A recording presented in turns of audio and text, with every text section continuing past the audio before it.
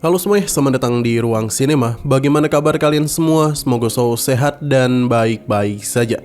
Pada hari ini kita akan kembali melanjutkan series Donghua The Great Ruler season kedua episode terbarunya, dimana ini adalah episode yang ke-81. Kita dibawa ke dataran Yiji, dimana Muchen bersama para murid dari berbagai akademi lainnya sudah berada di sana. Layaknya Battle Royale, mereka semua turun dari atas langit. Hingga pada akhirnya semua orang pun mendarat di posisi masing-masing. Kita dibawa kepada Wen Xingxuan, puncak rintangan spiritual Akademi Wan Huang. Gadis cantik ini memiliki kekuatan yang hebat. Begitu pula dengan Fin Er, rintangan spiritual Akademi Wan Huang. Ada juga La Er, rintangan spiritual dari Akademi Wan Huang. Mereka bisa dengan mudah mengalahkan para murid dan mengambil poin mereka. Sepertinya Wen Xingxuan ini memiliki hubungan dengan Loli. Setelah berpisah di Linglu, ia senang karena bisa bertemu kembali dengannya. Selain itu ada seorang pria yang begitu brutal. Ia berjanji tidak akan kalah dari orang-orang bernama Ji. Sementara itu di kelompok Jisuan sendiri, mereka telah mengumpulkan banyak poin. Jisuan bahkan bisa membereskan para musuhnya dalam sekejap. Jisuan masihlah belum puas dan akan berburu poin lagi. Sementara itu di sisi lain ada Liu Xingyun, rintangan spiritual dari Akademi Xingtian. Serangannya itu mampu mengalahkan banyak musuh sekaligus. Selain itu ada seorang gadis bernama Hu Yingying, puncak kerintangan fisik dari Akademi Wu. Jika seorang wakil ketua kelompok biasanya selalu bersama kelompoknya, berbeda hal dengan Hu Yingying, karena dia itu yang berpisah dari mereka. Sebagai kakak, Wu Ling yang berada di fase menengah rintangan spiritual meminta untuk membiarkan adiknya. Kekuatan dari kelompok ini juga tidaklah main-main.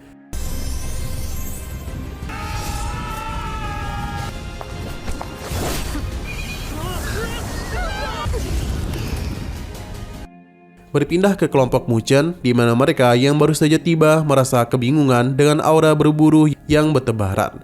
Mereka tidaklah menduga kalau dalam beberapa waktu saja sudah banyak murid yang dieliminasi. Padahal waktu eliminasi pertama baru dimulai pada siang hari. Ini tidaklah baik untuk mereka. Jadi Mu Fengyang menyarankan untuk segera membuat rencana. Muchen sadar kalau di tahap awal ini tidak akan ada kelompok yang mau berteman. Jadi sebagai ketua kelompok, Muchen memiliki sebuah rencana. Tapi tugas berat itu hanya bisa dilakukan oleh Mu Fengyang saja. Entah apa rencananya itu karena Mu Fengyang berpikir kalau Muchen ingin membunuhnya. Nah, waktu teruslah berlalu dan pertarungan masih terus terjadi. Terlihat kalau Mu Fengyang diam-diam berada di tengah pertarungan. Ia pun mulai berteriak sambil memberitahu kalau ada 500 poin yang ia miliki. Hal itu pun berhasil menarik perhatian banyak orang dan langsung saja melakukan pengejaran kepadanya. Mu Fengyang hanya bisa terus melarikan diri saja, hingga semua murid pun berhenti di sebuah tempat karena kehilangan jejak dari Mu Fengyang. Ternyata dia itu telah berbaur dengan yang lain, sambil memberitahu kalau pria inilah yang memiliki 500 poin. Di tengah keributan yang terjadi, Muchen bersama yang lainnya bisa melihat mereka. Rencana Muchen sudah jelas, yakni memancing orang-orang serakah kemari. Dan begitu poin yang mereka miliki akan segera menjadi milik kelompoknya. Muchen memberitahu orang-orang itu kalau mereka telah terkepung. Jadi lebih baik mereka itu segera menyerahkan poin. Dan begitu dia akan mengizinkan mereka pergi tanpa terluka. Mereka pun tahu kalau ini adalah jebakan yang Muchen buat. Tapi mereka ini tidaklah takut karena jumlah mereka lebih banyak dari kelompoknya. Karena sudah seperti ini, Muchen langsung saja menggunakan formasi miliknya dan melakukan penyerangan. Alhasil mereka pun menjadi panik. Sekarang adalah giliran dari Loli dan Muchen untuk bertindak. Sedangkan King Shen akan memastikan tidak ada satupun dari mereka yang bisa kabur dari tempat ini. Panah-panah yang dia tembakkan berhasil memotong jalur pelarian mereka. Dan jikapun mereka ingin terbang, formasi Muchen sudahlah menyambut mereka. Dan begini sudah tidak ada lagi kesempatan bagi orang-orang itu untuk melarikan diri. Kelompok Muchen mulai melakukan perburuan. Mereka semua mengeluarkan teknik terbaik dalam pertarungan itu. Karena dan begitulah pertarungan bisa diselesaikan dengan sangat cepat. Orang-orang ini pun akhirnya sadar kalau kelompok Muchen hanya memiliki 10 poin saja. Muchen tidaklah pernah menipu mereka, karena sekarang poinnya adalah 500.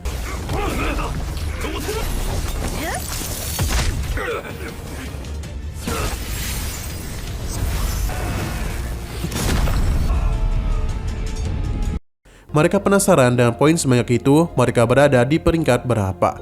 Ternyata peringkat pertama adalah Wan Huang kelompok Wen Xingxuan dengan poin 2530. Kedua adalah Akademi Sheng kelompok Jisuan yakni poin 2000. Ketiga adalah Akademi Wu, sedangkan posisi keempat dan kelima diisi oleh Akademi Sheng juga. Mereka penasaran bagaimana orang-orang itu mengumpulkan poin begitu cepat. Sedangkan orang-orang ini meminta Mu Chen untuk tidak berniat baik, karena bagaimanapun ia telah mengambil poin mereka. Tapi sepertinya mereka ini tidaklah bersyukur karena Mu Chen tidak menghabisi nyawa mereka. Alhasil orang-orang ini pun lari ketakutan saat melihat tatapannya. Zhao ingin menggunakan rencana itu lagi, namun semua tim sudahlah berpencar. Jadi sekarang mereka akan mengincar para kelompok yang memiliki banyak poin. Akademi Sheng merupakan lawan yang sulit, karena mungkin semua anggota timnya sudah mencapai rintangan fisik. Karena itulah Mu Chen ingin meningkatkan kekuatan seluruh timnya dulu. Mereka sadar kalau Mu Chen sudah menetapkan Mereka pun sadar kalau Mu Chen sudah menerapkan apa yang sebelumnya Shen Zhangshen katakan kepadanya. Karena dulu Mu Chen itu hanya memikirkan dirinya sendiri, dan sekarang dia adalah ketua tim. Jadi mereka adalah tanggung jawabnya. Loli merasa kalau Mu Chen memang sudah layak menjadi ketua tim. Sekarang tujuan Mu Chen adalah bertemu teman lama. Loli yakin kalau itu adalah tunangan dari senior Xia. Dalam perjalanan itu mereka tahu kalau asosiasi Juxia sudahlah banyak membantu Mu Chen. Jadi King Sheng berpikir kalau Mu Chen itu ingin balas budi.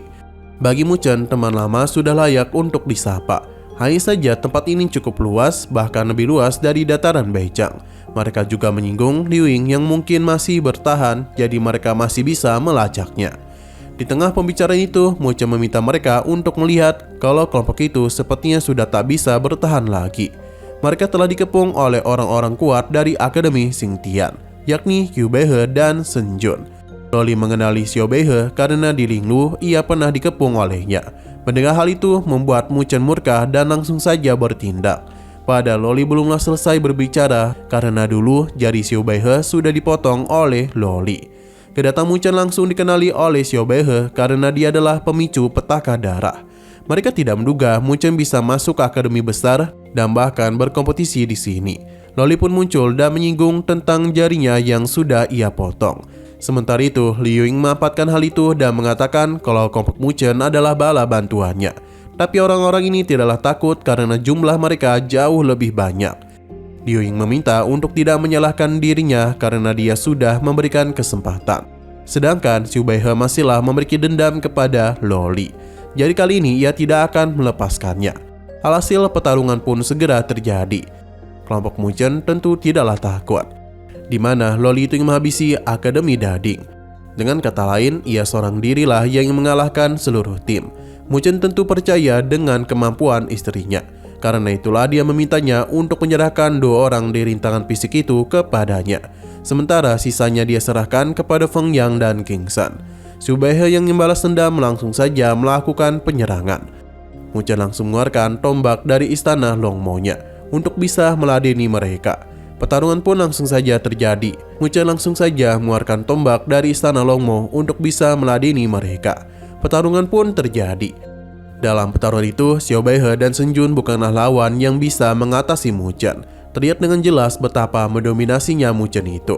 Tidak ada satupun serangan yang mereka miliki mampu menyentuh dirinya. Sampai pada akhirnya Shen Jun berhasil dia tumbangkan. Xiao Beihe tentu saja murka dan dia tidaklah pernah menduga kekuatan Mu Chen akan semengerikan itu. Sebenarnya Mu Chen tidaklah menganggap Xiao Beihe saat di Linglu. Begitu pula di sini. Tentu saja perkataan itu membuat Xiao Beihe murka. Padahal Mu Chen belumlah pernah mendapatkan pencerahan di Linglu dan hanya berada di fase akhir tahap Tongtian. Lantas bagaimana bisa ia lebih kuat darinya? Serangan langsung saja Xiao Beihe berikan kepadanya. Sebuah retakan ruang pun terjadi dan dia menarik sebuah pedang dari sana, yang seketika saja membuat kekuatan dari Xiao Beihe mengalami peningkatan. Sepertinya itu merupakan teknik andalan miliknya, yakni teknik pedang Tianhai, pedang pembunuh langit. Mu Chen sama sekali tidaklah takut. Berhubung itu adalah serangan terbaik yang dia miliki, jadi Mu Chen ingin merasakannya. Mu Chen pun menggunakan teknik miliknya juga, di mana teknik pedang Tianhai pun mampu dia tahan. Bahkan Mu Chen itu mampu menghancurkannya dengan sangat mudah. Hal itu tidaklah pernah diduga oleh Xiao Baihe.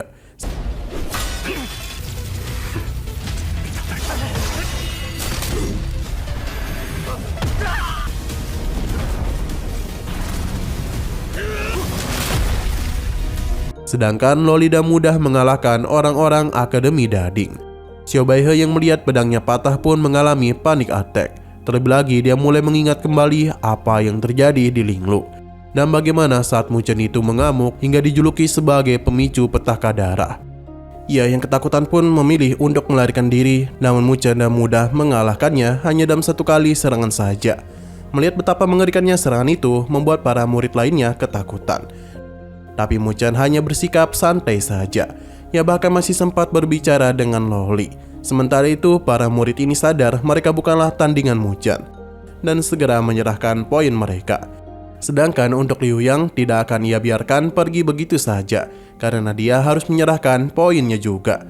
Mu Chen sepertinya belumlah ingin naik peringkat dulu karena hal itu akan sangat mencolok. Selain itu, dia masihlah memiliki urusan dengan Liu Yang. Karena bagaimana bisa 4 tim bekerjasama untuk mendapatkan poinnya yang tak begitu banyak. Jadi apakah Liu Yang itu memiliki nilai lain hingga menarik perhatian banyak murid? Liu Yang merasa semua itu karena peringkatnya. Tapi Mu Chen yakin masih ada rahasia yang berusaha untuk ia sembunyikan.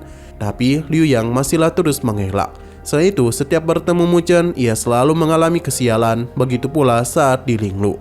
Mu Chen barulah tahu kalau Liu Yang juga pernah ada di Linglu. Alhasil dia pun memberitahu kalau kala itu Mu Chen telah menumpahkan darah anak Raja Hewan yang membuat Raja Hewan murka. Karena hal itulah ia juga ikut menjadi celaka. Padahal kala itu dia tidaklah mengepung Loli. Mu Chen akhirnya paham, tidaklah heran mengapa saat di Gunung Sengling Liu Yang itu terlihat membencinya. Mu Chen pun membicarakan sebuah rencana dengan timnya, di mana Feng Yang memberitahu Liu Yang kalau ketua tim mereka memiliki sebuah rencana bagus untuk kedua kelompok mereka, di mana Liu Yang yakin kalau Mu Chen memiliki sebuah niatan tertentu. 谁让我把灵鹿上我们家药份我给了，难怪当初在圣灵山撒王兽幼崽的血，引得王兽暴。 Pada malam harinya, Mu Chen memuji kehebatan Liu Ying karena dalam setengah tahun ia sudah melewati rintangan fisik. Berhubung Liu Ying adalah tunangan Xia, jadi Loli menyarankan Mu Chen untuk tidak mempersulitnya. Ternyata Liu Ying bisa mendengar semua itu dan dia menenangkan timnya karena mereka pasti akan dilepaskan. Hanya saja dia itu kembali mendengar perkataan Mu Chen kalau sangatlah sulit dalam mencari rekan yang baik. Karena itulah dia menyinggung tentang teknik ternak babi, yakni memiliki dan mengendalikan beberapa tim. Jika mereka tidak mau bekerja sama, maka dia akan mengambil poin mereka. Meskipun ada peraturan yang mana poin hanya boleh diambil setengah oleh tim yang sama, namun memang itu adalah rencana Mu Chen. Karena jika mereka tidak bekerjasama atau berpura-pura lalu berkhianat, maka mereka hanya perlu memeliharanya dan mengambil poin mereka sedikit demi sedikit. Liu Yang dapat mendengar hal itu dengan jelas karena dia berada tepat di belakangnya. Mu Chen memintanya untuk duduk. Tapi Liu Yang pun memberikannya sebuah benda di mana dia itu setuju untuk bekerjasama dengan mereka. Mu Chen ingin tahu tentang selip giok itu. Sementara itu, di sisi lain kita dibawa kepada Xiaoyan. Ia penasaran mengapa gurunya ini tiba-tiba ingin meracik keramuan. Semua itu karena Yao Chen memiliki banyak waktu luang. Ia penasaran apakah kepergian dari Xiaoyan kali ini telah membuahkan hasil. Ternyata beberapa hari lalu Swaner mengatakan tentang darah keturunan suku kuno di tubuhnya. Jadi dia itu mendadak merasakan hal tersebut yang sepertinya berasal dari sumber yang sama. Tapi entah mengapa ini terasa asing bagi Xiaoyan. Karena itulah dia pergi ke tempat yang Swaner katakan. Karena baru pertama kali dia merasakannya setelah menjadi dewa. Perasaan itu ternyata berasal dari suku Pagoda Agung. Ini tentu membuat Yao Chen tertarik. Apakah kedua hal itu berasal dari sumber yang sama? Petusuan pernah berkata seperti itu kepada Xiaoyan. Jadi dia itu ingin mencari tahu lebih lanjut. Yao Chen sepertinya sudahlah tahu alasan mengapa Xiaoyan dan Petusuan tidak bertarung. Oh ya, Petusuan ini merupakan tetua yang sebelumnya berbicara dengan ibunya Mu Chen. 老师，难应，似是同源，老师就别打趣我了。那浮屠玄是这么说的。Nah, sayang sekali lagi seru-serunya, episodenya pun harus bersambung dulu. Tapi sebelum kita akhiri, seperti biasa kita akan melihat preview bagian selanjutnya. Muchen tertarik dengan buah spiritual yang mampu membantu seseorang melewati rintangan fisik di dalam hiji. Tapi yang mendapatkan informasi itu tidak hanya dia saja, karena sudah banyak tim lain yang berkumpul, karena mereka juga tertarik untuk mencari harta karun di hiji. Tapi ada salah satu murid yang menganggap remeh Muchen, karena dia itu baru berada di tahap akhir Tongtian. Sepertinya murid itu berasal dari Akademi Shang, jadi penyerangan langsung saja dia berikan kepadanya. Namun Muchen tidaklah takut dan akan meladeninya. Sementara itu di sisi lain, kelompok ini sudah masuk ke dalam sebuah jebakan, yang mana serangan ini bisa langsung menghabisi nyawa mereka dalam sekejap mata.